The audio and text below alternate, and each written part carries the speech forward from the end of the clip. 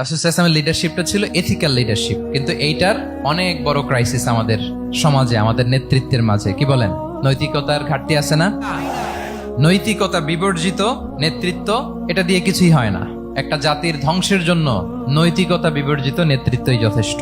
আমানতদারিতা, সততা, অনেস্টি, ট্রাস্টওয়ার্দিনেস, এটা অনেক জরুরি নেতৃত্বের জন্য। নেতা হতে চাইলে তাকে আমানতদার হইতে হবে।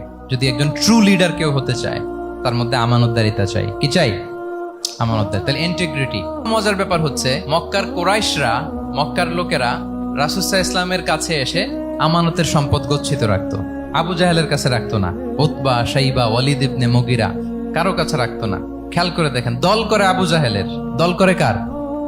কিন্তু আমানত রাখে কার বাসায়? কি অবাক করা কাণ্ড না? কর্মী হচ্ছে আবু জাহেলের, কিন্তু আমানতের সম্পদ রাখে কার কাছে?